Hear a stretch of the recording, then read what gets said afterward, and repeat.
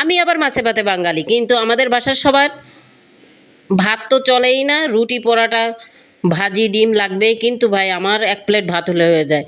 আসসালামু আলাইকুম এভরিয়ান, সবাই কেমন আছেন? আশা করি ভালো আছেন। আজকে সকাল সকাল চলে এলাম আপনাদের মাঝে ছোট্ট একটা ব্লগ নিয়ে। তো রুটিগুলা ভেজে নিচ্ছি এবং রুটির সঙ্গে ভাজি করেছিলাম আর ডিম ভাজি করেছিলাম। সকালের নাস্তাটা সেরে এখন দুপুরের আয়োজনে চলে গেলাম।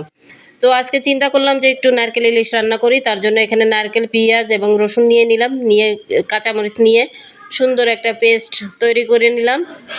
পেস্ট তৈরি করতে যে এমন একটা ঝামেলায় পড়ে গেছি তা না বললে নয়। আমার ব্লেন্ডারটা নষ্ট হয়ে গেছে, তারপর আর কী করব, পাটায় যতটুকু পেরেছি বেটে নিয়েছি। আমার আবার হাতে ব্যথা, আমি খুব সুন্দর করে পাটার কাজ করতে পারি না। তো এখানে মশলাগুলো সুন্দর করে কষিয়ে নিলাম, এক এক করে সব কিছু দিয়ে সুন্দর করে মশলাটা কষিয়ে যখন উপর দিয়ে তেল তেল একটা ভাব চলে আসবে তখন হালকা পরিমাণে পানি দিলাম। পানি দিয়ে এখন মশলাটা কষানো হয়ে গেলে তার মধ্যে এক এক করে মাছগুলি ছেড়ে দিচ্ছি।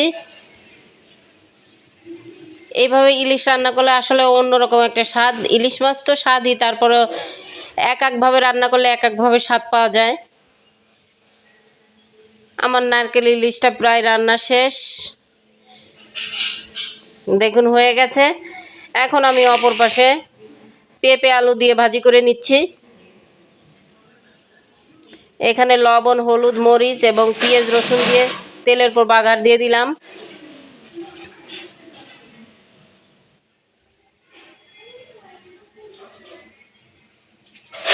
ঢেকে দিলাম কিছুক্ষণের জন্য। তো আমার ভাজিটা হয়ে গেছে। এখন আমি ছোট মাছ, বাইন মাছ কিংবা বুচি মাছ যে যেটা বলেন, আর কই মাছ একসঙ্গে রান্না করব। তো তার জন্য ফোড়ানিটা পুড়িয়ে নিয়েছি। এবার আমি মাছটাকে হালকাভাবে কষিয়ে নিব।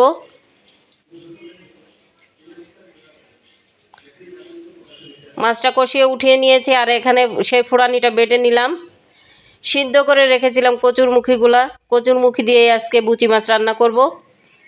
তো বুচি মাছগুলো সেই তেলের মধ্যে দিয়ে দিলাম হলুদ, লবণ দিয়ে সুন্দর করে নাড়াচাড়া করলাম। নাড়াচাড়া করে অল্প পরিমাণে পানি দিয়ে দিলাম। কিছুক্ষণের জন্য ঢেকে রান্না করে এবার দিয়ে দিব পরিমাণ মতো ঝোল, রাখার মতো পরিমাণ মতো ঝোল দিয়ে দিব, পানি দিয়ে দিব।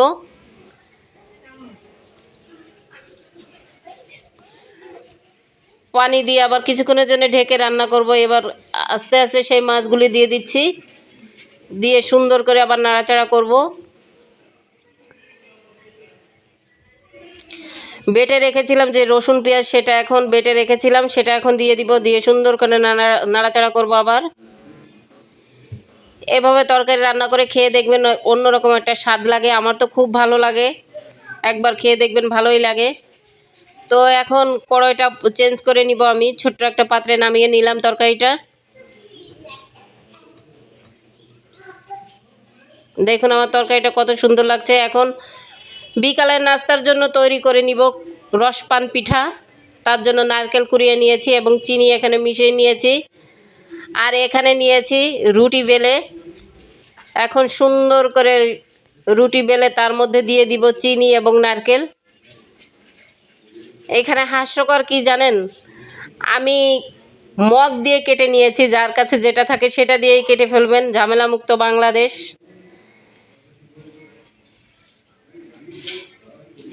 তো দেখুন এক এক করে পিঠাগুলো কাটা হয়ে গেছে।